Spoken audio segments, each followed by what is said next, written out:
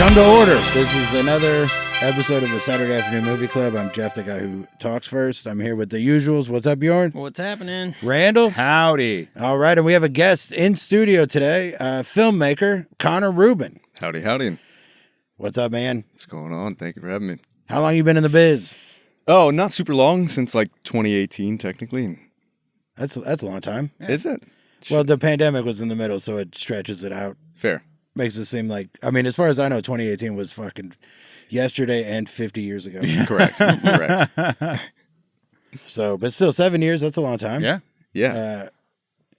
And you said are you from Olympia, or is that where your company is? No, so I'm based in Olympia. I moved to Washington in 2021 from the DMV area, DC. Oh, okay. Baltimore. Yeah. All right. Yeah, it's still feel like I'm getting used to it, though. It doesn't feel like it's been that long. But then again, I just said 2018 wasn't that long ago, so, you know. Right, 3 years. I lived in Olympia for a couple of years when I was young. Oh, really? Fifth grade, fourth grade, fifth grade. What are your thoughts on Olympia? I don't remember much. Okay. I was very young. What I remember is the first Mariners game we went to, Ken Griffey Jr. was not on the team.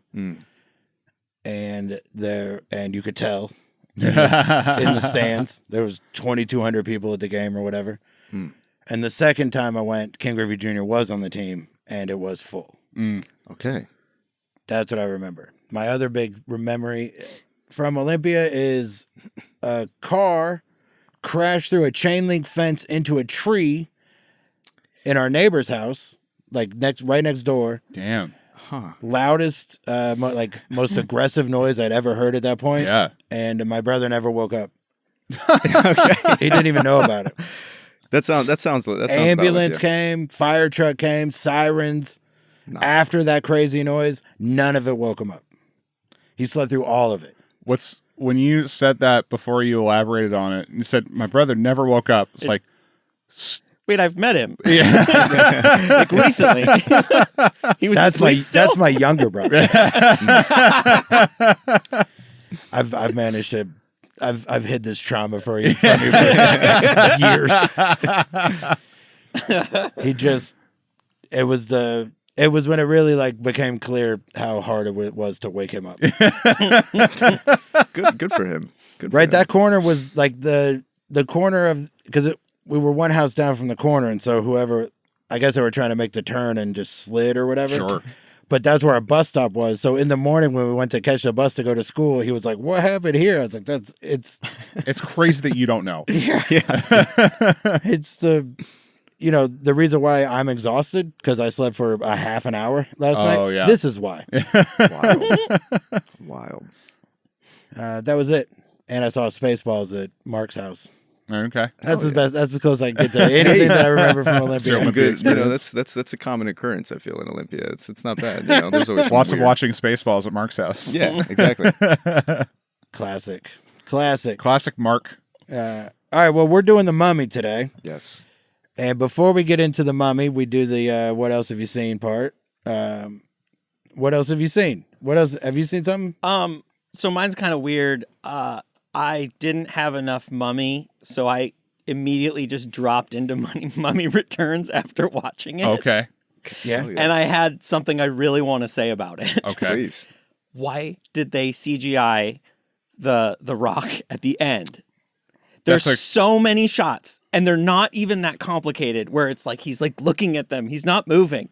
They could have just done his body only, but not his face and everything, and it looks terrible. Bjorn, you are asking the question that every single person who has ever laid eyes on that movie has asked. I asked this as a kid Yeah. in the theater Yeah. when I saw it. I was like, why'd they do CGI right there? Yeah. Now this is the scene where he comes out like the half As the hybrid, scorpion like, monster, yeah. Holy shit. And yeah. it's like it's like they were attempting The Rock, but but it's like, why? He doesn't even move that quick. Like they could have just put like a green dress on him. And yeah. And then just done, because the bottom half looks great, but the top half looks terrible. Which is wild, because we'll get into it with this one, but the CGI in the original with Imhotep and when he's a monster is so good. Yeah. That the fact that it took such a left turn and the second one is like, you guys Yeah. You showed us you could do this. He looks like a PlayStation 3 villain. You're like, giving not 2. You're giving him a lot of grace with 3. I feel like 3. Maybe, I don't know, it's been a minute, but it's like, it's so bad. It's like all of a sudden there's just a video game playing in the middle of this movie. Yeah. Yeah, that is a rough. That's rough. As It's soon gnarly. as you said it, I like immediately had the image in my head. I was like, oh shit, yeah. I remember how bad that is. Yeah. That was my big qualm with it. But I honestly really like that one. They It's still a escalate very everything pretty charming perfectly. movie. Yeah. And I actually noticed, because I'd never watched them that close. Like literally I was just like, I want more Mummy. And I just was like, I just switched right over to it. I was like, I hope Randall has it. And if you had the third on there, I would have watched the third. Oh, no, I will I never was have like, the third. Am I going to go? And I like looked and it wasn't on anything. I'm not paying for it, but No. there's no way I'm paying for it. No, nor should you. That's one I watched once and was like, and I was the a big franchise ends at 2. I was a big Jet Li fan at the time. Sure. Too. Mm-hmm. I was like, ooh, Romeo Must Die, The Mummy? Let's go. And no. Yeah, let's not. Damn. All right, that's mine. I've never seen the second one. It's the second one's. It's again very charming. There's a lot to like about it. There's also a fair amount to not like about it, but it's definitely worth a watch. Okay, I've been debating. It's been ages since I've seen it. I mean, it's been ages since I've seen the original. Yeah, so yeah. I'm like, I got to the end of it, and I do want to see him, but I'm like, yeah, I don't know. I don't remember anything other than what you brought up with that. I mean, CGI. it's kind of a paint by numbers. They just escalate everything from the first one that worked slightly. Mm-hmm. So it's like instead of an airplane, there's a blimp. Instead of bookshelves, it's like some pillars that fall over. Instead of a sand monster, it's a water monster. Yeah, exactly. Okay. Instead of like sending sand, he sends a water thing. Wow. It's very interesting watching them back to back because you're just like, oh, it's this it's scene almost now. watching Home Alone 2 versus Home Alone. Like Got if it. you played them over one another, the plot points like hit exactly the same times. Yeah. Wow. Yeah. So should Well, now I get it. I have seen Home Alone too. Yeah. The right is so it's like a Mad Libs. Yes. Pretty much. Yeah. It's Except good though. they go a lot of places. Yeah. They hit Okay. a lot because that's kind of the point. Is you're following the characters around the world as they go through what's almost like a geocaching. Yeah. It's almost like a video game plot. Yeah. Now that I'm thinking about it. Yeah. It's very similar, Where but it's like, go solid. here. It's very solid. Okay. I mean, interesting. I mean, I definitely want to see those characters. I mean, I'm interested in seeing those characters. It's still so much fun, and the whole thing is just every 3 minutes there's a callback to the first one. It's like this is exactly what I want from this movie. Yeah. Man, All right, well now I'm in. I'm in. You sold me on Mummy Returns. Fantastic. Sold. So this is your fault. You guys bear the brunt. All right. Anybody else? Yeah, we had the all-night horror marathon at the Hollywood Oh yeah, run that list. since the last time. So it started off with In the Mouth of Madness. Oh man, and you just saw it. I too. just saw it, and I'm watching it again tonight with Toscani because I promised him I would once I got the Arrow release of it. Damn. And then it was That sucks if you're doing an all night thing and the first one they show is one you just saw. Yeah. They should show that one third so you can take a little nap. But I mean, seeing it in a theater on 35 mil was like, oh well, I can't be mad about this. This is wonderful. And then it was David Cronenberg's Rabid, his first feature movie, which was great. Oh. Are you familiar? Nope. It's basically a zombie movie. Okay. And then it was a movie called Rabid Grannies. Wait, are they fast zombies or slow zombies? They are. There's not really any chasing that happens. It's just like basically when they turn, there is someone there for them to bite. Huh. Right. It's you said rabid, right? Rabid. Right. And you said that word is in the second title also. It's in the third title. Yeah. Third title, right? Third title. The next title. The next one is called Rabid Grannies. All right. So it's just rabies. Yes. Okay. And then the fourth one is called Society, which is, a lot of the times no one's ever heard of the movies that they play at the marathon. It was one of those, like, there is a character who is in this weird plot that he's trying to uncover, and it turns out that it's rich people fucking with poor people.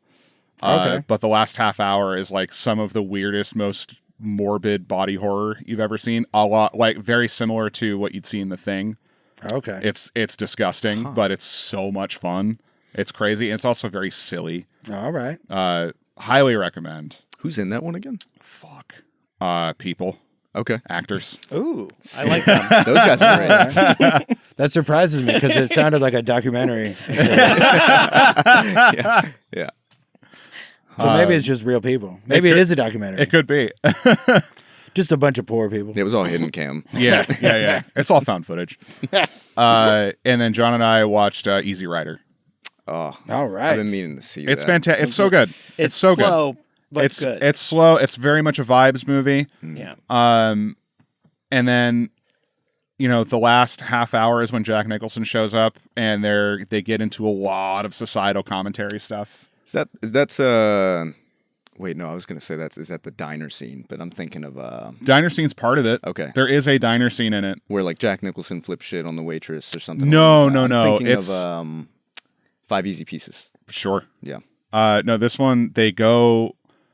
Peter Fonda, Dennis Hopper, and Jack Nicholson go to a diner in the South, and they walk in, and there's a table of rednecks, a table that has a cop and a redneck, and then a table of ladies. All the ladies are fawning over all three of them. The other two tables are like openly and loudly making fun of them and threatening them, and they're like, "We're gonna go." And then there's a campfire scene where they talk about like the line that Jack Nicholson says is something along the lines of, "It's really hard to be free when you're bought and sold on the market." It's like, oh, then that's kind of like the through line of the whole movie. Very, very solid. It's an excellent movie. Shit, I gotta check that out. It's been on my watch list for ages. It's good. It's a real good one. Man. What about you? You see anything recently that wasn't The Mummy? Yeah. I actually last week watched like an old comedy that it's not super old, but a comedy I grew up with that I like adore and haven't seen in a while. Trading Places. Oh yeah. I fucking love that film so much. I think it's so charming, and I just think that like it's just from the timing and just even the writing, it's just so clever. It's super super clever, and I think it's brilliant. I think that for me is like peak Eddie Murphy. I think for a lot of people, it's peak Eddie Murphy. Yeah, it's a great one. I Not for remember me, getting but I in get trouble showing my cousin that movie because there's boobs in it. He was a little young. Yes. And, that's when your parents walk in, of course. Yeah. Right. Yeah. The one part. Well, it didn't help that every time she was on screen, they're like, it even had nothing to do with it. They're just in the middle of dialogue, like, "Can you just whip your tits out real quick?" Didn't help. Didn't help you. No. Didn't Helped a help lot my of other cause. people. I would say, it might be peak Dan Aykroyd. Oh yeah, I would go for Sure. that. Yeah. Although it came out before Ghostbusters, so that's hard to say. it's tough. I mean, Dan Aykroyd was brilliant in that. Peak Jim Belushi? Sure. Let's say peak Jim Belushi. Yeah. There we go. Trading Places. Peak Jim Belushi. Peak Belushi. That's a good one. He's in it for a second, and it's the only movie that doesn't suck because he's in it. Yeah, fair. No, I love it. It's great. As far as I can tell, from my own limited experience, maybe he's in something. Maybe he's in one scene in JFK or something, and I just don't know. Yeah. And I can't really fault it because he probably just ran out of available actors. Yeah. Man, what's that movie you keep talking that you tell me about that he directed? That's like Jim Belushi? no. Oh, Dan Aykroyd. It's Nothing But Trouble. The one that that I had us watch. Yeah. Yeah. Worst movie with the best practical effects. It's a horror movie, but like the soundtrack and everything is just it's like played for laughs instead of for it's weird. Yeah. It's bizarre. It's a movie that you really only need to see once, and you're just paying attention to what it looks like, because it's such a bad movie. Damn. God, it's terrible. The only redeeming quality from that movie is thinking about what it could have been. Yeah. Yeah, no, Trading Places. Just before that, I saw I rewatched Drive because I was like, well, I'm not doing anything else, and there's nothing else I really want to sink my teeth into. It's good. I think my favorite part of that film is Albert Brooks. Oh yeah. Holy shit! Absolutely. Like, brilliant. Oh yeah, when he's brutal Albert Brooks. Yeah. Brutal Albert Violent Brooks is psycho great. Albert Brooks. Way to go. Yeah, I like that movie. It takes a minute. The music feels like an accident. Yeah. Oh, I mean, Like right. they we saw they accidentally released a test a test press before they figured out. They just put default music in or whatever to be like, this is where a song would go. Yeah. And then forgot to put the song there. Yeah. Oh, Yeah. that breaks my heart. I can love feel the music of that movie. It's no look. I mean, Music's not bad. The music it's just, and the lighting are my two favorite things in that movie. It's. I mean, opening with what is it? Night Call. Like opening with Night Call is. I mean, that film did start like the "That's Literally Me" movement too. So it's. Like Jeff, you're not wrong, but I love the music. It's there's one track in it that feels weird, and it's like at the emotional height of it, and I forget what it is. It's like the woman singing, but it's got like the 80s kind of synth, and it just, for me, it felt off. The it doesn't real really... human being or whatever. Yes, that. song. I actually don't like that Well, track. it grew on me. Right, the first watch, the movie, I like the movie. Yeah. But they hadn't really done soundtracks like that in a while. Yeah. Mm-hmm. Like it goes back to like To Live and Die. Like I hadn't seen To Live and Die in LA yet. And that's a real synth heavy. Wang Chung made the soundtrack. So there were like previous touchstones that I did not know about. Yeah. So the subsequent viewings or whatever, the years have been kind to how I feel about that. Yeah, part of I the movie. agree. When I like first saw Drive around the time it came out, and then probably a second time a couple years later, it never really hit for me this last time. I was like, oh, it's good. I like that. And, with the soundtrack too, it's like those callbacks to Tangerine Dream and that feel, like the Michael Mann of it all is nice. It is charming. That movie definitely feels a lot like we want to make a Michael Mann movie, but he won't help us. You're correct. Yeah. Yeah. Yeah. Perfect. All right, so here's what I saw. Fight or Flight. Ooh. Did I talk about this on here yet? No. It's, I don't think so. It's recent. It stars Josh Hartnett. Oh, yeah. It's on a plane. It's like Bullet Train, but on a plane. Okay. Just killers, hitmen. There's some international fugitive or whatever is on the plane, so they send him to capture the ghost.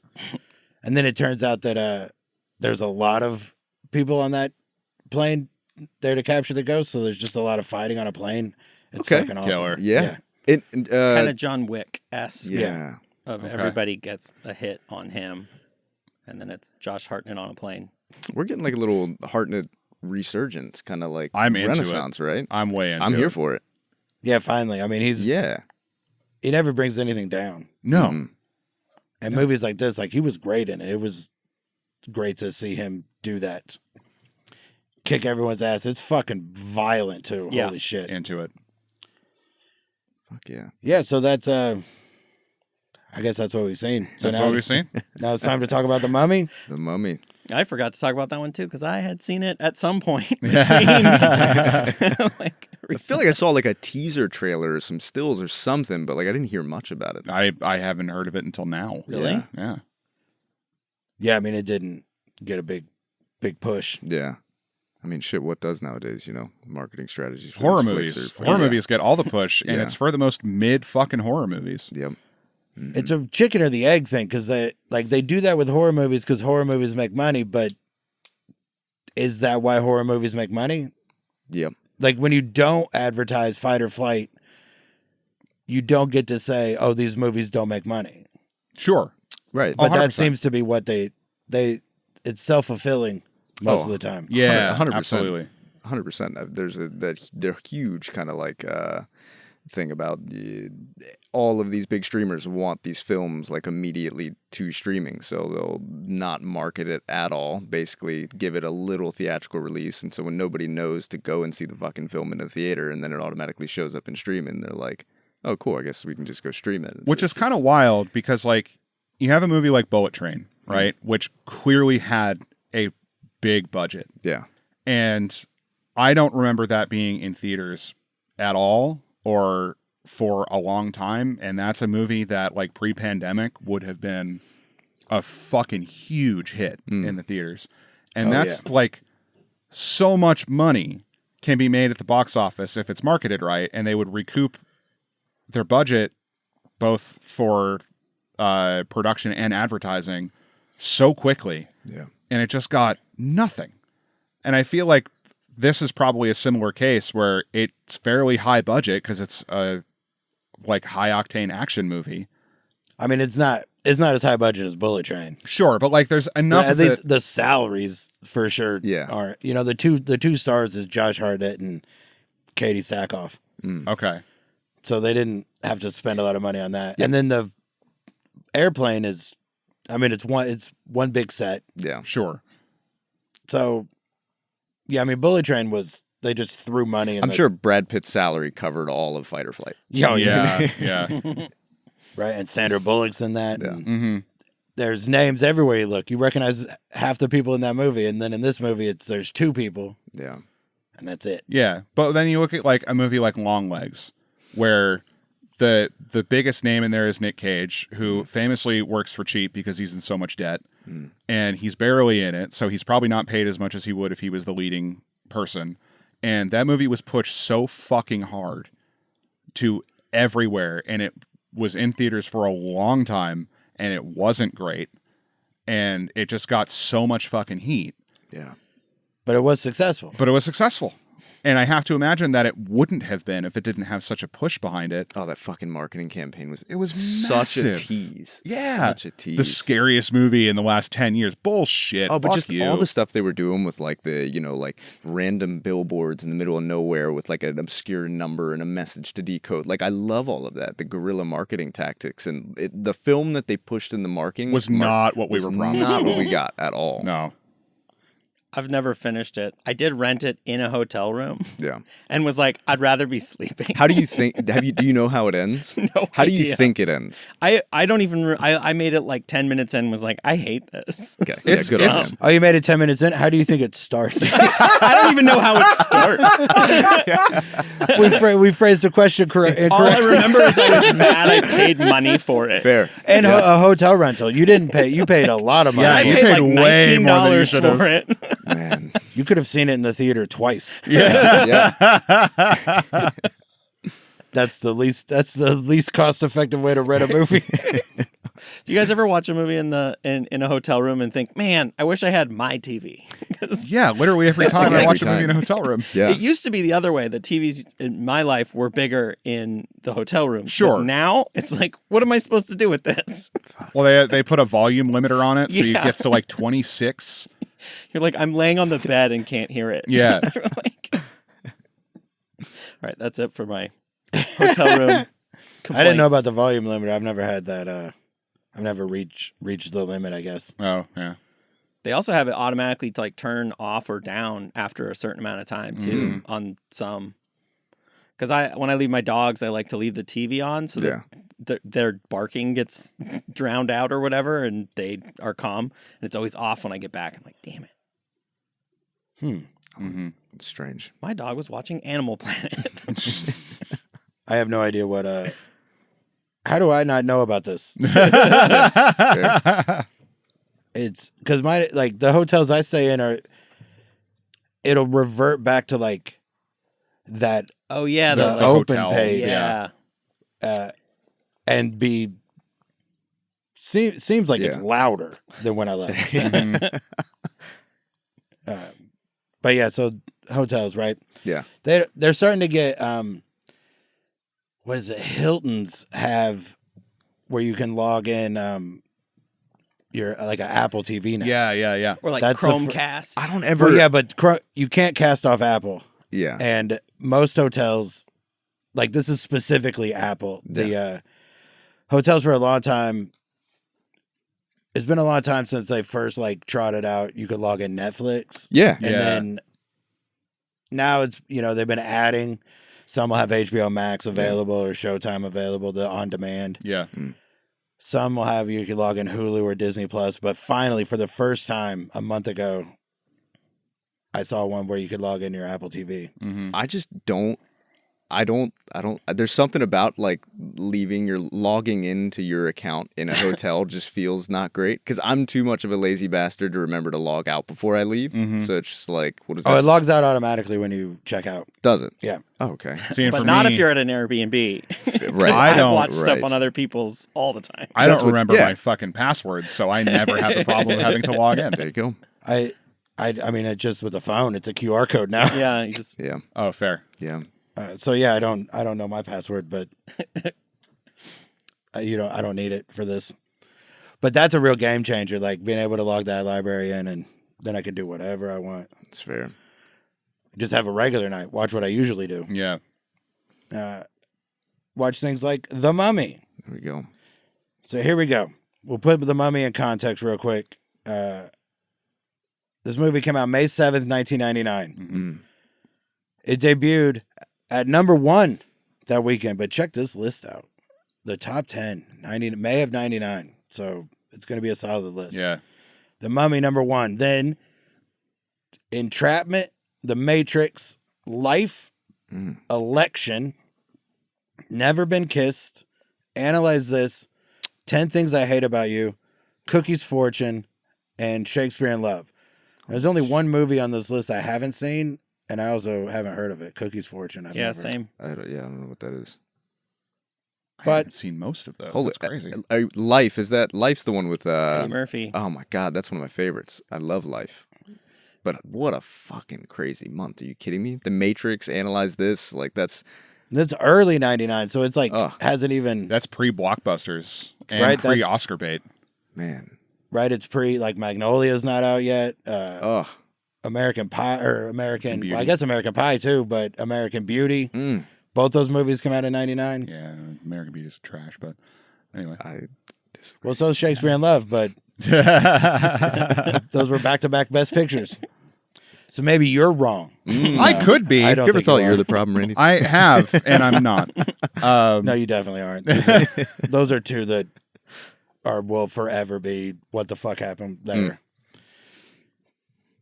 Like if you could go back, I don't think they should do Oscars until 10 years later. It should have to agree. have a tail. That's a good point. You can't tell at that moment, right? How many movies don't win an Oscar if you have to wait a year? Seriously. Yeah. Neither of these. Green Book. So many. So many. Right? The fact that Saving Private Ryan didn't win, but That's Shakespeare in crazy. Love did. What Yeah. the fuck? Oh yeah. But Shakespeare in Love, that's the one with Ray Fiennes. yes. Yeah. Who's the Gwyneth Paltrow. Yes, and Gwyneth Ben Paltrow. Affleck is in it too, and Mm-hmm. man? yeah, whatever. Who cares? As you described the cast, I just realized I was thinking of Ever After. Mm. My bad. How dare you? Yeah, you apologize for a thing nobody knew about. Nobody knew about. I haven't seen it. I just realized I've seen. Buddy, Ever if After. I had to apologize Shouldn't have about admitted things that. I was only thinking about, I would never stop Oh, no. apologizing. Roger Ebert gave The Mummy 3 stars. Okay. That's not bad for That's Ebert fair. in a movie like this. No, Yeah, no. that's fair. 3 stars seems to be the peak for the Ebert. It's like the most Ebert will give a movie that doesn't really matter. Mhm. Yeah.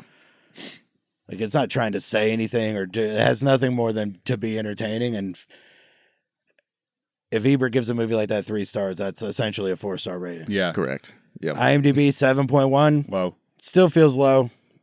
It's not bad. Anything 7 and above on IMDb is generally solid. Mm-hmm. Yeah. The Rotten Tomato scores 63% critic, 75 audience, Wow. Okay. both low. It's not too No, like it's too low. far off from No, each it's other. It's I mean, granted, it's low. It's not too. But the audience score, I don't understand how you see a movie like this and don't like it. Like you should know you should tell ahead of time. You can tell Yeah. by the poster whether this is you're into this. Yeah. I think people are like, it's not the original. like they wanted Yeah, it to be yeah. a scary movie or something. They wanted it to Or be like a scarier. universal horror and go fuck yourself. Well, I think it did a really good job of like finding that balance. I agree. Yeah. I mean, it's probably scary. There's no way it's not scarier than a movie that was made in 1932. Yeah. Right. Yeah. There's some genuinely terrifying moments in this movie. Yeah. And Yeah. The And the Bugs Bunny 1932 bugs. version Yeah. is from the 30s. It's a guy wrapped in toilet paper. yeah.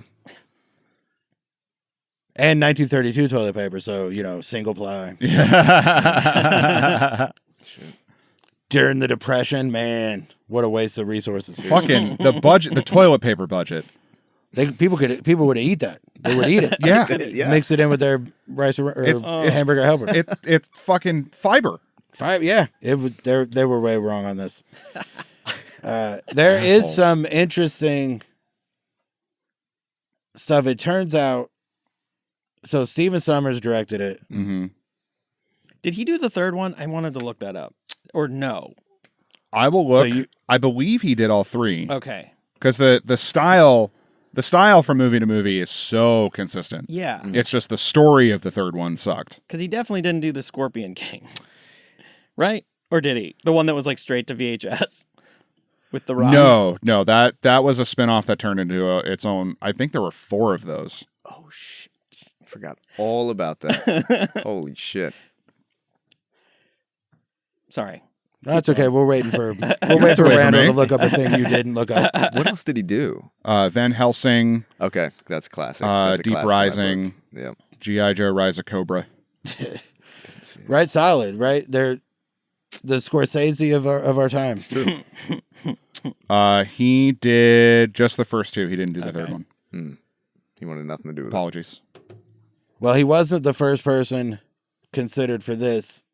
There was apparently an earlier 90s, like this was in development for a while. Yeah. Clive Barker was attached. Ooh. that would have been interesting. Then after Clive Barker, Clive Barker was attached, George Romero was brought in. Holy shit.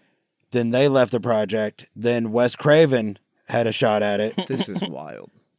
And then Sam Raimi had a shot at it. Bro, what the fuck? How do Of you all of miss those- 4 times? Of all of those, Sam Raimi I would. Oh, dude. Yeah. Sam Raimi and Wes Craven. Yeah, I'd be super curious what that looks like. It'd be dope. I think with the scarabs and stuff, you could get a lot more, like the Sam Raimi shot. Yeah. Yep. In this movie particularly, the Sam Raimi shot would be fucking perfect. Yeah. Like a super cool thing. I love this movie. It has no faults in my mind, but the fact that Sam Raimi didn't do this, and I now know that, changes how I feel about this movie. What's similar to we've talked about this either on or off air, but we've definitely talked about this like with Joker, the movie Joker. Yeah. What I don't understand is why do you have to make one of these and then some sequels or whatever? Like, why couldn't you make The Mummy in '99 and then Sam Raimi make The Mummy in 2006? Like, yeah. it doesn't need to be different. Like, No. it's a Mummy movie, so do whatever you want, but let them all make one. Yeah, this definitely seems like a series where it would 100% like lend itself to that, like getting more hands in the pot and like kind of taking charge of Right, they keep trying to do this like shared universe MCU thing. Like that seems like since that started, that seems to be the goal now. And it should just be, well, if these guys were all interested in the Mummy, just let them have a shot at whatever Universal monster they want. Yeah. Shit. Absolutely. And it would be great. And here's the people that were attached to Rick before Brendan Fraser. Now, Stephen Sommers maintains that Fraser was always his first choice. Yeah. Okay. Which is probably true, but so this would be studio. Like studio didn't want Fraser. You could see this list of, this is clearly a studio list. And the closest one to do it on this list was Leonardo DiCaprio. That makes sense. He couldn't get out of The Beach. He, according to something I read, he tried to get the production of The Beach pushed. To do this? Yeah. Like wow. He couldn't, like they just couldn't make it work, but he apparently really wanted to do this. And then it's just a classic list of people in 99. Brad Pitt would have also been fine. Like it would have been good. Fine. Like, I don't know why I said fine. That's not fair. It would have been awesome. It would have Brad been Pitt's great. awesome. It would have been great. Then Ben Affleck and Matt Damon, naturally. Basically anything that's any 25-year-old in 1999 they were going to be up for. Yeah. I don't know if I see that. I mean, it doesn't work. I mean, it wouldn't work, but No. any 25-year-old, Fuck yeah. they're going to run it past them. Chris O'Donnell, Ugh. Thank God it wasn't Chris God O'Donnell. damn! What a disaster that would have been. And apparently, Tom Cruise, Yes. who then Did did it. it later, Yeah. Yep. and this one doesn't make any sense at all, but Stallone. Holy. Okay, that's one I want to see. Right, that I do one would wanna be see like that. Clive Barker, Yeah. Romero's version, Yeah. Holy shit, that'd have been great. and McConaughey. All right, Okay. his name was too long, so it looked like a different sentence. But also, there was apparently like a version of this a few years earlier that was getting together, and this is the one that's gonna. I saved it for last. It was Joe Dante, and it would have starred Daniel Day-Lewis Holy as the Mummy shit! Whoa. in like '96. Daniel Day-Lewis as the Mummy? I think so. I think that's what That's- it said. The Imhotep. Wow. I dig that. I dig With that. Joe Dante. Yeah, '96. That's not far enough into Daniel Day-Lewis's. You know, he'd done a No. few Last of the Mohicans and My Left Foot. My Left Foot Yeah. and Name of the Father or whatever. But so he was like a big deal, but Yeah. not. Yeah. It was like a Liam Neeson type big deal in the Mm. mid '90s where it was all kind of seemed the movies were foreign or whatever. Right. Yeah. Right. Last of the Mohicans wasn't, That's but interesting. neither was the Deadpool. And that's so this is the movie we end up with. A movie with Brendan Fraser and Rachel Weisz and John Hannah Mm-hmm. as her brother, Arnold Vosloo. I don't know how to say his last name, I but believe it. he plays the mummy. Imhotep. And then just a lot of other people. One of which was shared with Deep Rising. Who? The guy who plays Benny, Oh yeah, okay, Kevin O'Connor. Kevin O'Connor. I heard they were really gunning for Tom Cruise. Which wouldn't shock me. I mean, at the time, he would have been a pretty big deal to be in this movie. Yeah. Which again, I don't see it. I mean, I could see it, but like, there's one moment in this movie that I don't think anybody could have executed better than Brendan Fraser. There's actually two. One is the famous quote of, "Hey O'Connell, I have all the horses. Hey Benny, you're on the wrong side of the river." Yeah.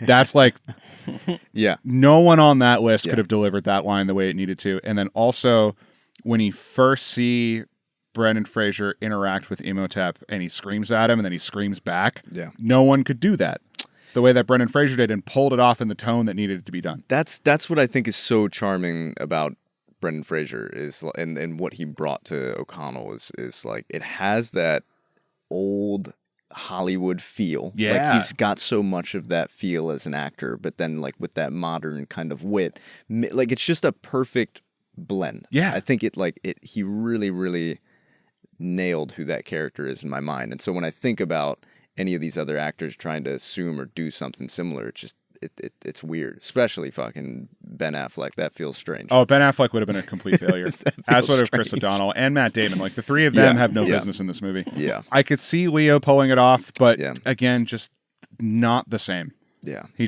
doesn't have the same charm and gravitas yes, that's what that it is. Brendan Fraser does. Yeah, Fraser's just charming. It's that classic Hollywood. He's got like bits of that in him. Because what's that film where he kind of really had to dive into that? Is it Blast from the Past? Oh, Where he's yeah. like I think like that's brilliant. Where he kind of essentially has to play someone from that time period to a T, but it does the same thing. It blends like this modern kind of like wit to it. It's yeah. He does have a throwback He does. vibe. Like he's Yeah. a 40s movie star Yeah. Yeah. in '99, and none of the other ones are. No, not at all. So that definitely helps. He's got all the things a hero needs Yeah. and the likability or whatever that the 40s needed from a Yeah. hero. Yes. Yeah. Right? He's presented as a scoundrel and a rogue type guy, but Yeah. we don't really know why. Like there's the initial meeting of him when he's being hung Yeah. and like how he gets arrested or what, like captured. Yeah. That just appears to be like war. Yeah, was he just a prisoner of war? No, I'm trying to remember back because I didn't get the opportunity to watch it again before we recorded since March, but I've seen this movie a fucking 1,000 times. He is trying, I think he was just a POW. Yeah. That's what I thought. Because, I mean, it's not like it was, illegal for him to go searching for that. Because, obviously, everybody was Yes, searching he's for it. captured trying to find Hymenoptera. Yeah. And then when they ask him what he was trying to do, he said he was just looking for a good time. Yeah. It's like, okay, so you guys just captured him because he was looking for a lost city that y'all have been looking for but couldn't find.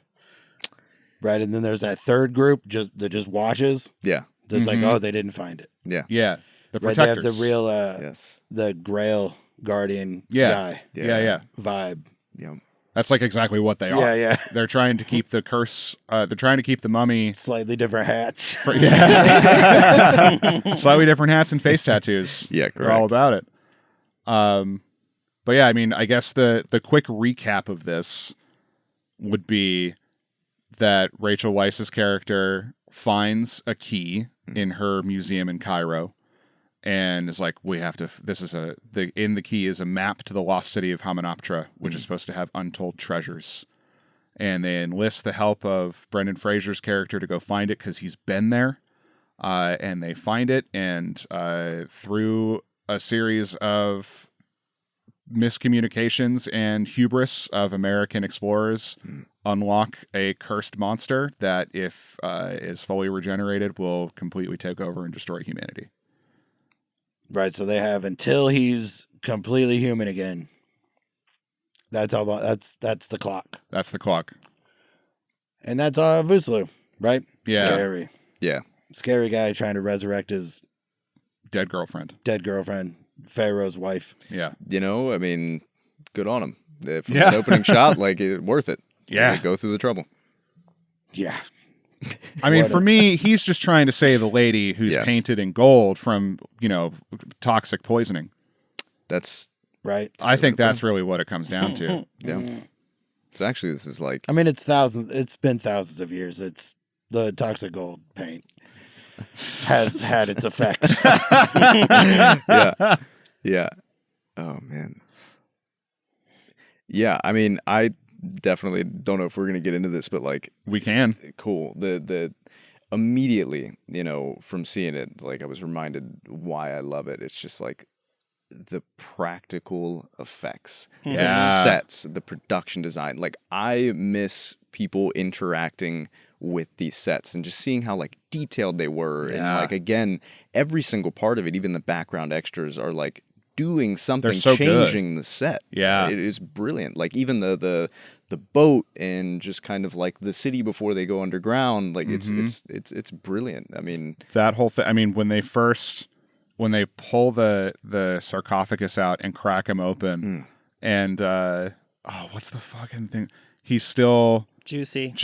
yeah. Yeah, when they say he's still juicy, it's so good. But going into the tomb and then all of the mirrors lighting up, this whole set of treasure is this is so enthralling and captivating. It's great. It's such an immersive movie. Right off the bat, all that opening kind of the establishing shots of the cities and whatnot, all of that was done with miniatures and matte painting, and it's it just adds so much when you feel every part of the world is tangible and not a fucking green screen. Yeah. Beautiful. And even the stuff that was animated in CGI still looks fantastic. Because it was they worked off each other. Yeah. It was so good. And it didn't move too fast. No, the pacing is excellent. You know what I mean? The CGI wasn't too fast. Yeah. We've talked about that too, the what is it? The Transformers effect, where it's it's moving too fast. Yeah.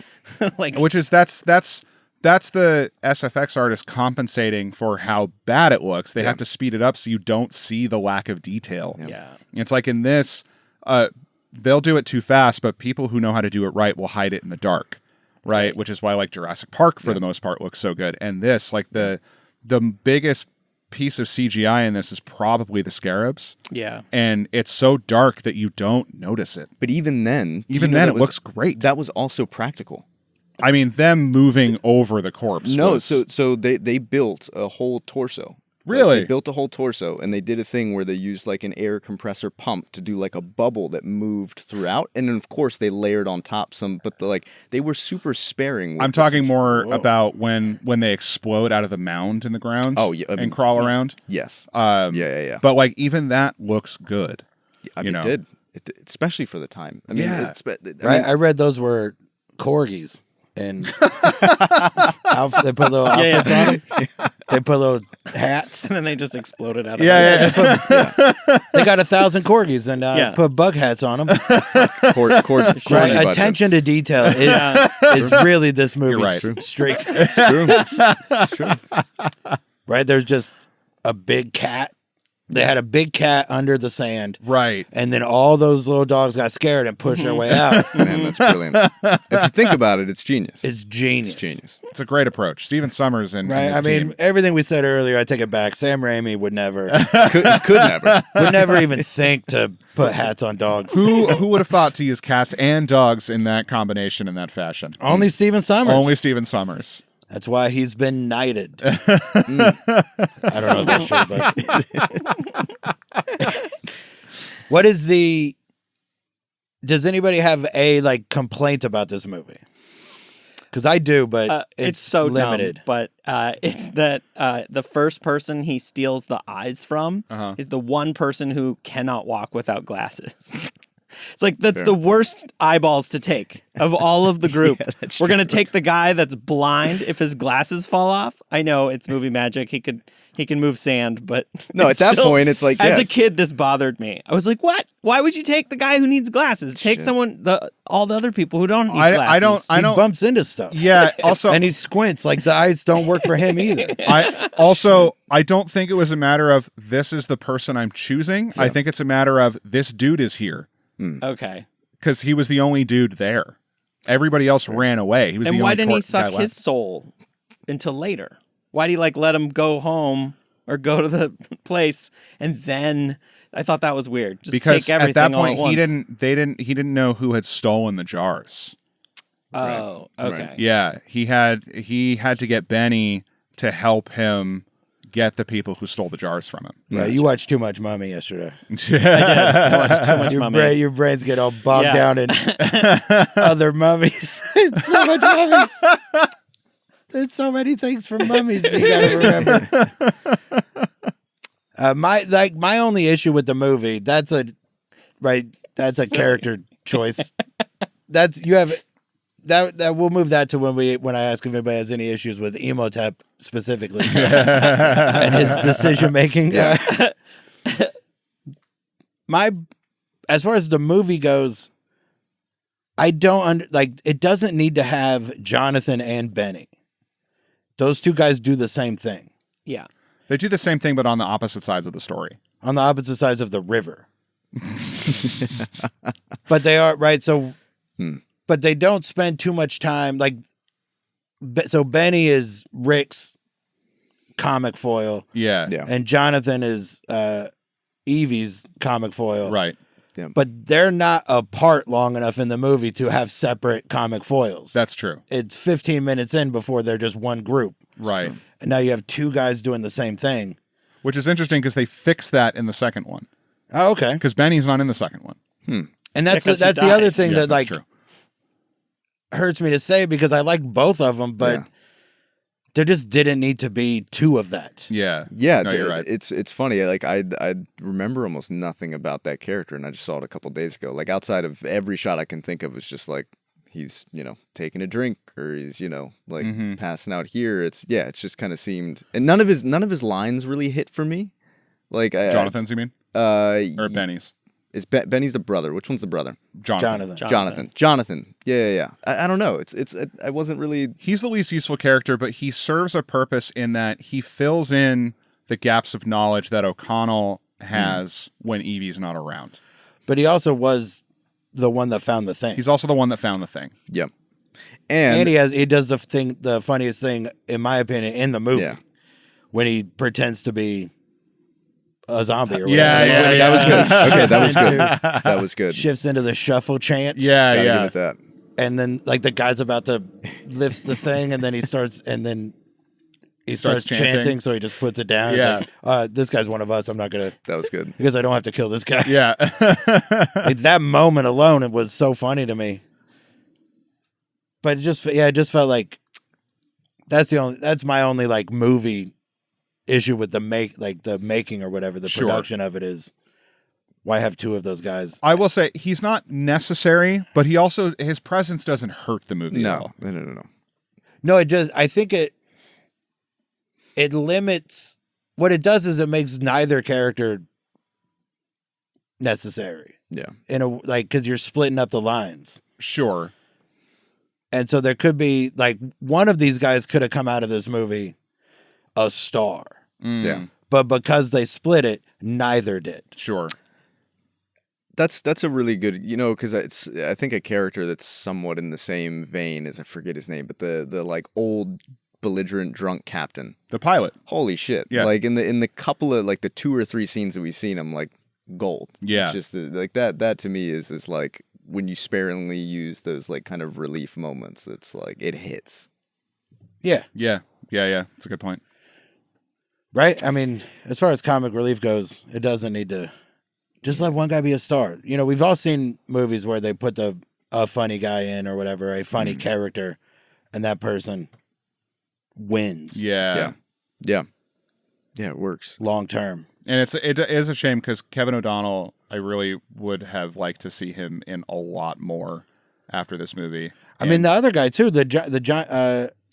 Jonathan Hanna or whatever, like his real name and his movie name are the same, I think. Not the last name, but First name. right. Yeah. Jonathan Hanna. Yeah, John Hanna is his name. Who He played Jonathan. Plays Jonathan. Okay, her got brother. it. Right? He could have been like I would have liked to have seen him in more stuff. Yeah, Why that's isn't true. He is a good actor. He's got a real small part in the first season of The Last of Us, and that's the only thing I can say that I've seen him in aside from The Mummy Returns. I was gonna say what else would I have seen him in? Did you watch The Last of Us? Yeah, but I don't He's even the when they're doing the TV interview about fungus, and he's saying like we have to be especially careful because this is the thing that could destroy no humanity. fucking way. That's yeah. him. Wow. Okay. Yeah, that was great. Yeah. Right? He's in 4 Weddings and a Funeral. Right? I mean, it's mostly British stuff. Yeah, because I Yeah. can imagine a lot of like BBC stuff. Yeah, he's a big British actor. Or bigger British actor. Right? He's in that Dirk Gently series, the Douglas Adams, the Not Hitchhiker's Guide Douglas Adams Yep. book series. Hmm. Right? I'm just looking at this stuff like because whenever I would see him in things, and every time like this is the guy. Like anytime he pops up in something, it's the guy from The Mummy. Mm-hmm. Yeah. More so than anybody else from this movie. Yeah, like the Mummy is absolutely my touchstone for him, and Kevin O'Donnell, and Brendan Fraser, and Rachel Weisz. Yeah. Was this the first Brendan Fraser you saw? Yeah. And then you like, right? I'm This trying is- to this remember if is- that was for me too. It might have been. This is probably the movie that I could point to that say like beginning of my interest in horror. I was wondering that too. That was another question I was going to ask you. It's Yeah. like this because it is like a nice like. It's a very Entry point. gentle on ramp into horror movies. Yeah. Because I remember being very scared of it the first time I saw it, but then after like really leaning into, Imhotep looks gross and creepy and cool, and all of these scary moments are scary, but not that much. And they do a lot of the gruesome shit off camera and just show you the aftermath of it. Yeah.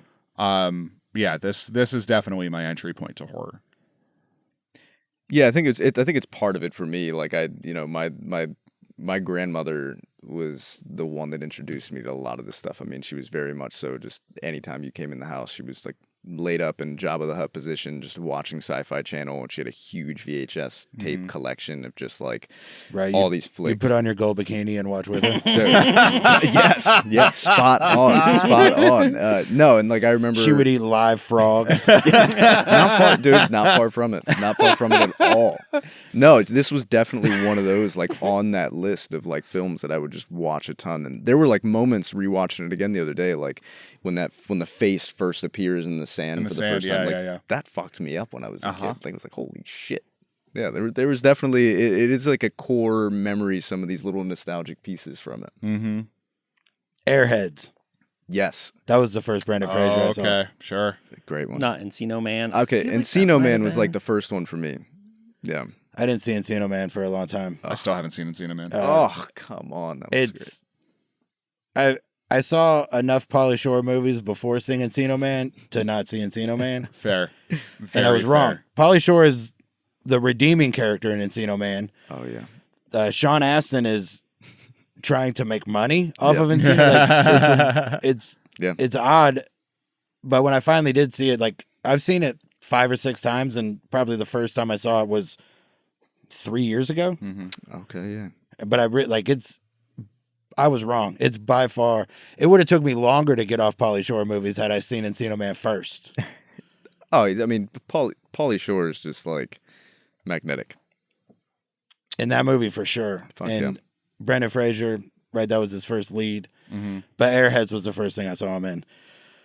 Airheads is fantastic. Yeah. Yeah, it's just great. I feel like George of the Jungle might have been the first one I saw him in. I mean, he had a run of like 10 movies all in just a few years. Yep. But I think When this was Bedazzled out? not long. I think later. it was like 2002. Okay. Yeah, like The Mummy was really the launch pad for his whole career, and then Tomb of the Dragon Emperor came out, and then he did a movie with Harrison Ford, and then Hollywood was like, "Go fuck yourself." Yeah. And then he went away until The Whale, which was a shame because I don't want to get too far into it, but that movie he did with Harrison Ford was Brendan Fraser's in this. The Hollywood had told him to go fuck himself a decade before Fair. that.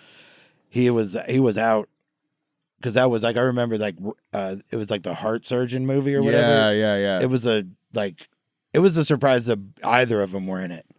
What movie is this? What's it called? I don't remember. Yeah, I have to look it up, but Fuck, I yeah, can't even think about it. Hollywood told Brendan Fraser to go fuck himself very prematurely, and that was the very incorrect decision. Was this? This is before the whole foreign press thing. No, this was after. The doctor after thing that. was after. Got it. That thing was earlier 2000s. Got it. And then this was like 13 or 14. Yeah. So I guess it would have been shortly after Bedazzled is when he got fucked. Wild. Yeah. The whole thing just fell apart for a second. Man. All right. So what's your all's favorite parts of this movie? Like, what's your favorite scene? I actually said it earlier, but it's when the boat gets attacked, Yeah. and there's the, "Hey O'Connell, looks like I've got all the horses. Hey Benny, looks like you're on the wrong side of the river." That's so fucking good. That's so funny. Yeah. It's It's a good one. That's way up there for me. What about you? You got one? You know, it's the one that like really sticks out for some reason is that like opening hanging scene.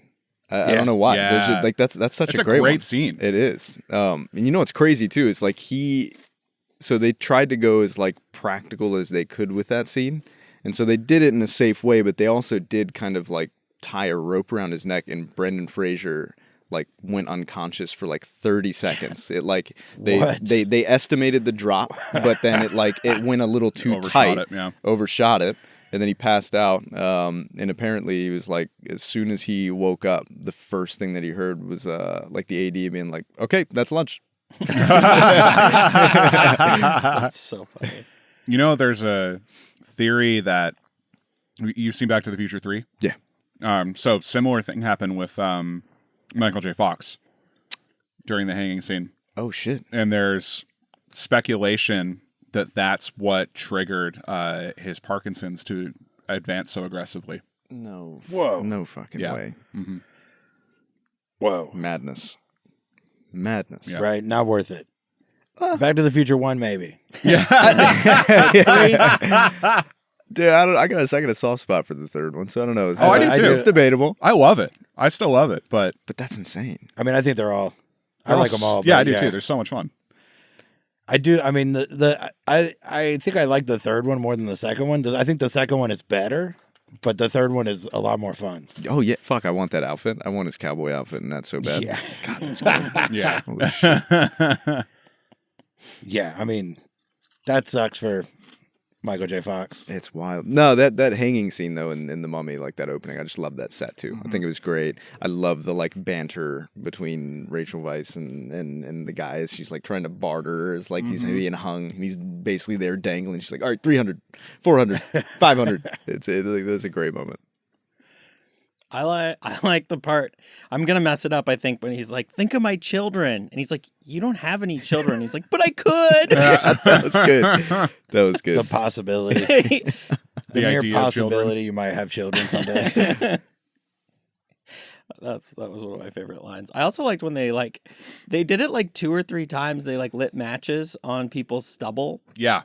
Yeah, I remember being like, as a kid, being like, "What?" Because I hadn't seen any westerns yet. Like, you can do that? Yeah, that was a good touch. I don't even know if you can do that. I don't think you can. I tried with my stepdad. I was like, "Can we try it?" Like, I never could get it to work. Dang. Movie magic. Movie magic.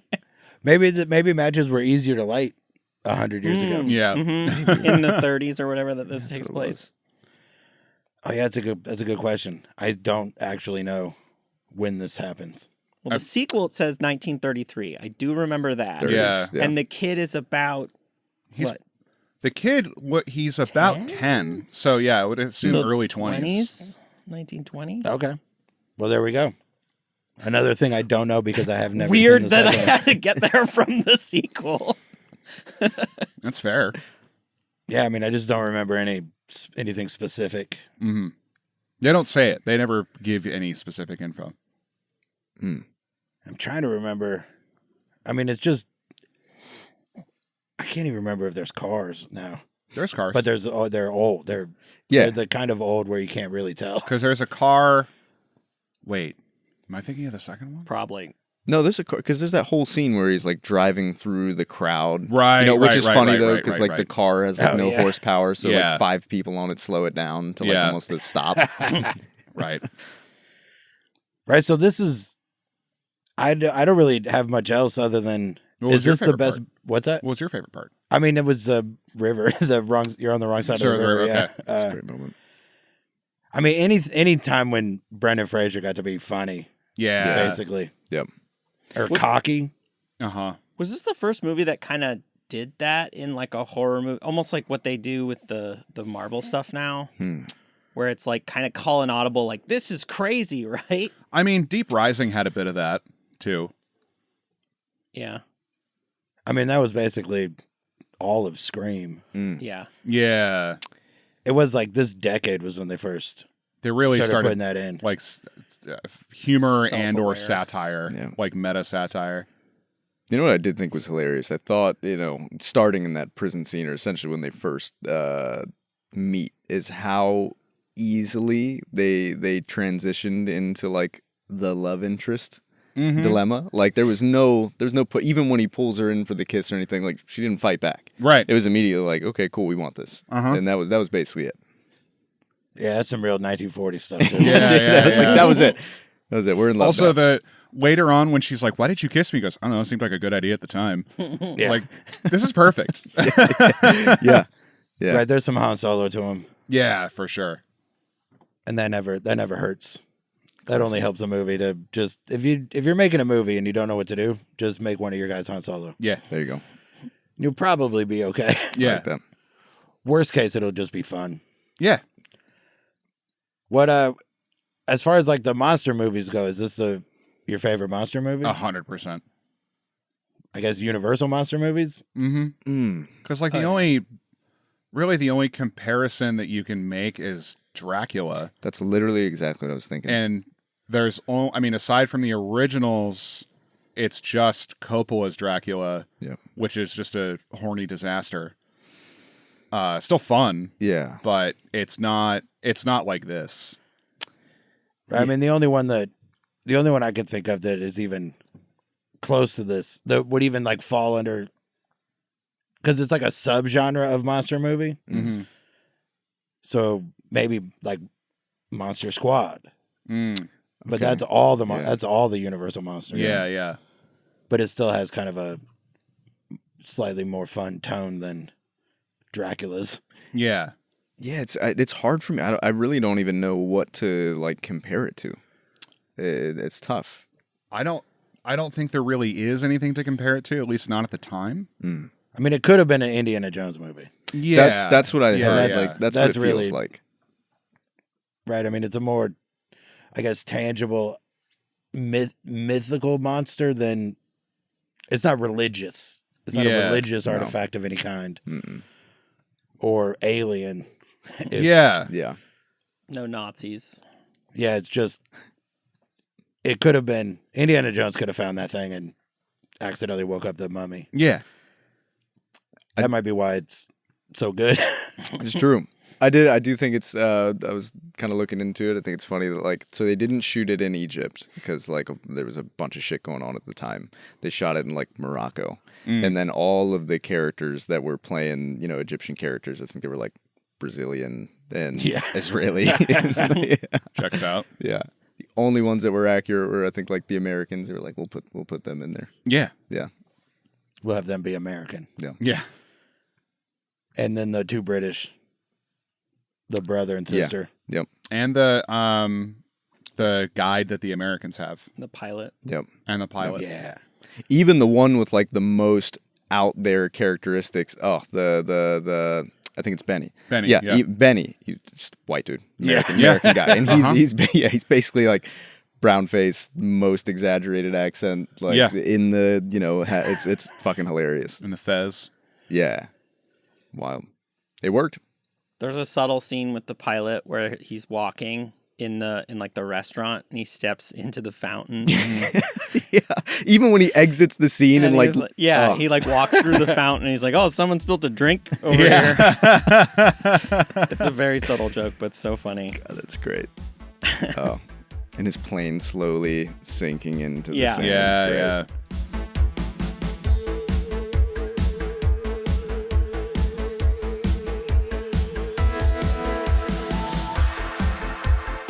Hey, what's up, Raz? We're here talking The Mummy. How you doing, man?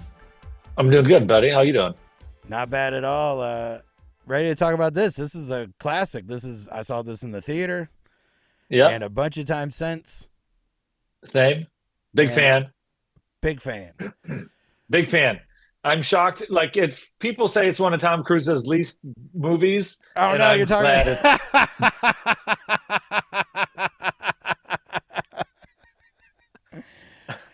Yeah, I saw that one in the theater too.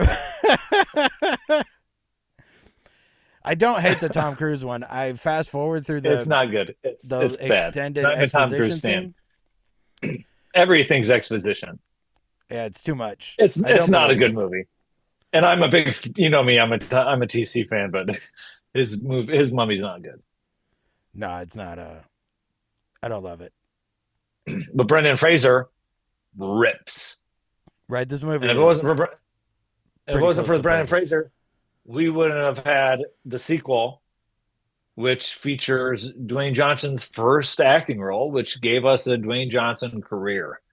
And I'm grateful for that. Oh yeah, so turns out The Rock had the most to lose with whether or not He the did. Mummy was good. He did. They gave him a spinoff, and then he gives us Hobbs and Shaw.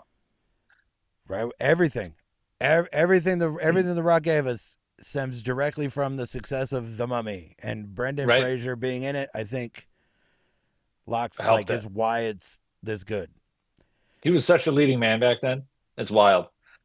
And he wasn't. It was we great. talked about it earlier. He wasn't the list of people considered. There was clearly a studio list of people, like the list the studio wanted. The Right. closest it came to being somebody else was Leonardo DiCaprio. Okay, I could see that. Maybe. He was, especially then. Right. It definitely changes the course of both of their careers, I think. He seems a little young still. Like he's always kind of seemed. Yeah. I'd have to see him as an adventure. He seems young for an adventurer movie. Then again, now he doesn't. Like now he's one of those guys who just like up until 20 years ago, he seemed young. Yeah, he does. He I guess still 20 doesn't years seem- ago was 99, but He still doesn't seem old. right. Exactly. But for somebody like that, you couldn't, like, Brendan Fraser goes through this movie. There's a lot of times where he's clean shaven. And Right. Leonardo DiCaprio at 99, clean shaven, does not look like he's Right. 28. Right. That's right. So yeah, that does affect it. But man, they tried. He tried to move the beach, like the entire production of the beach, so he could be in this. Oh, I mean, look, DiCaprio would have done great too. He's good. He's just one of those guys who's I there's movies of his I haven't seen, but every time I watch his movies, I'm like, oh, I could watch. This guy's just he delivers. He's a movie fan. You know what I mean? Like Right. There's movies of his I haven't seen, but there's no movies of his I've missed. Right. I've decided not to watch the Revolutionary Road or whatever. The Revenant. No, I've seen The Revenant, but there was that the second one he did with Kate Winslet when they were just like a marriage was falling apart. Oh yeah, I didn't see that one. I don't need to. Yeah, pass. No. Right, but like, No. There's not one that comes out that I just don't know about. Right. And so there's not that many I haven't seen, but yeah, he's good and everything. But no, I don't think anybody's could do this better than Brendan Fraser. No, I mean he had the look, he had everything, and look, I mean obviously the look is makeup and hair. You can do whatever you want with all of that, but it's also. But I mean, it's just a solid adventure movie. There's a vibe. There's can't do anything about his vibe, and he's got that like innocent, an innocent vibe to him. Innocent might not even be the right word, but there's no darkness underneath him, right? And that's hard to, Harrison Ford Indiana Jones is a similar character. But there is something underneath Indiana Jones that is not there for Brendan Fraser. Right. That helps this movie. Right. Yeah, it's a great movie. Like it really is it's the casting's great. It's just it's a solid adventure movie. Do you know what I mean? Like it's just it's kind of cookie cutter, but also that's kind of what I want an adventure movie to be. I kind of want, especially a period adventure movie, like in Indiana Jones or something like this. Like I want it to be that kind of nostalgic type of, a B movie, which is what they originally wrote Indiana Jones to be, you know? And that's what they are. They just were popular. Right. Exactly. Yeah. It was like a big budget. It's the quintessential Saturday afternoon movie because it was made the way that they made it as if they were making a movie for Saturday afternoon in the 40s. Right. Here's a quarter or however much it costs. Go watch a 30-minute picture.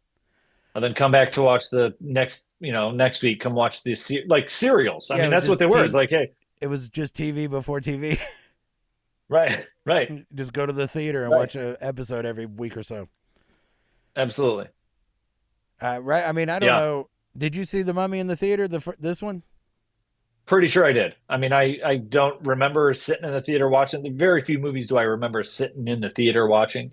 But I remember seeing this when it came out. I remember because I remember The Mummy too. Like I was a Brendan Fraser fan growing up because Airheads and all of those. So it's like, I think that's when I first saw him was Airheads. Me too.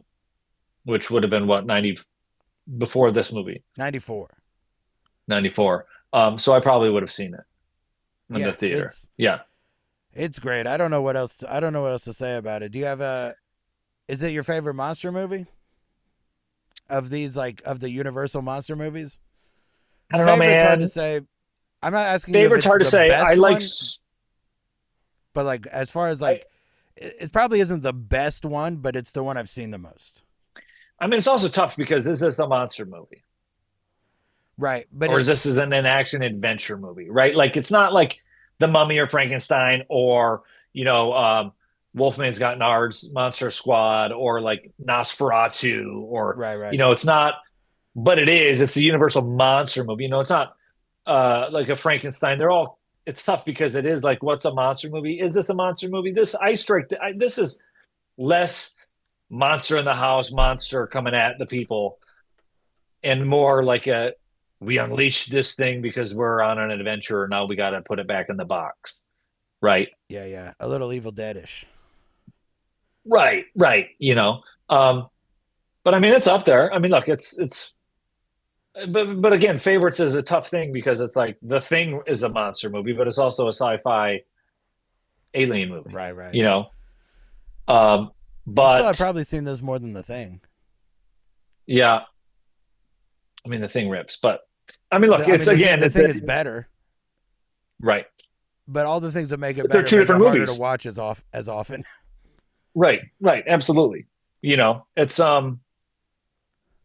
It's up there. I mean, also like again, like you said, how do you have a favorite monster movie when monster movies could be a bunch of things, That's but true. a monster adventure movie, absolutely. Yeah, yeah. You know, Of all right, so I guess like the closest subgenre of this is like Indiana Jones knockoffs. I would say this is my favorite of that genre. yeah, I would say Romancing the Stone is great too, but that's not a period piece, but that's more of like a different kind of genre. But Yeah, but yeah, like I mean, also, National Treasure, Sahara, like there's a right. bunch of Yeah, those are knockoff all Indiana Jones, and this National one Treasures. is the best of that. National Treasure 1 is awesome. Yeah. I mean, yeah, I like all of them. Like that's how much I like Indiana Jones is that Right, I like any knockoff Indiana Jones also. right, right, right. I didn't hate Uncharted with Spider-Man and Mark Wahlberg, and people didn't like that movie, and I'm like, No, I didn't it's hate not it an at action all. movie.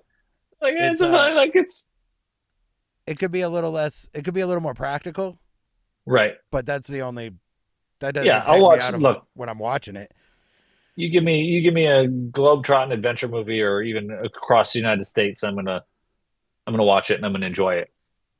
You Every know, time. Every time I'm in all right, you got anything else to say about the Mummy? not. I mean, watch it, dudes. Yeah. I mean, obviously, if you're listening to this, you've watched it. Um, But you know what? Watch the sequel, or better yet, watch the Tom Cruise one. Watch the Tom Cruise Mummy, and no, don't do that. Don't pay. But it's yeah. Look, it's hollow. It's when does this come out? This is coming out in November, right? Yeah, This couldn't be cut. Oh, just November, whatever. yeah. It's people are smart enough. Randall. Keep this in. Don't waste your time cutting this out. Yeah, Uh, yeah. I'll be but honest, I don't you know. Might be whenever December. people watch this, I feel like we got a lot bank. Yeah. Whenever Well, those are going to unspool soon because I'm about to, like, I hit the road tomorrow for a few weeks, so great. we need them. Um, We need them banked. Yeah. Well, all right. The Mummy rips. How you want to sign this one off? I'll just keep doing the thing that I've been doing because I like it and it's something that I want to practice. Be kind to yourselves. Tell yourself something positive about yourself today. Give yourself a positive motivation, and be nice to people. Just smile at people, wave at people, open the door for people. Don't be in a hurry. Ask people's name anytime someone helps you out. If they don't, if whether it's a waitress or a taxi driver or someone checking you out at a grocery store, if they don't have a name tag, ask their name. And when they look at you interestingly, like, why are you asking my name? Repeat it back to them and say, thank you, Sharon, or thank you, Bobby. Like it's such a good thing. It's something I try to do all the time is if I don't see a name tag, I like thanking people by their name because it's just a little extra step of effort and appreciation. And I think we need that. Well, hell yeah, man. Well, that was The Mummy. We'll see you next week for Gremlins 2, The New Batch.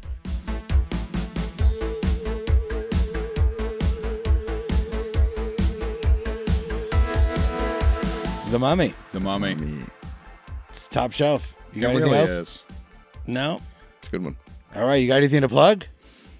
I mean, not really. My socials, Yeah. Instagram, Connor B. Rubin. My production company's Mirror Room Media. Like to make films and do all that jazz. And Yeah. Well, check out the go to Instagram and check out our post about this episode, and he'll be tagged in it, so you can find him and the production company through that. You got yours? Yeah, just the Love Hate Laugh show. Your list? Yeah, unlock this anytime now. Ghost and Hose, fucking What's More Metal, and It's Nice to Be Nice with Sean Jordan. All right. I don't have anything to plug, but hit me up if you want me to come to your town. Email me or the show or whatever. I got to get my saturdayafternoonmovieclub at gmail.com. Right. I got to get my next, the first 6 months of next year. Let's get that locked in. All right. So that was The Mummy. Oh, yeah. What are we doing next week? Next week we are doing. Oh, I'm so fucking pumped for this. Next week we are doing Gremlins 2: The New Batch. Fuck yeah! All right, so Gremlins 2 is the next one. Meeting adjourned.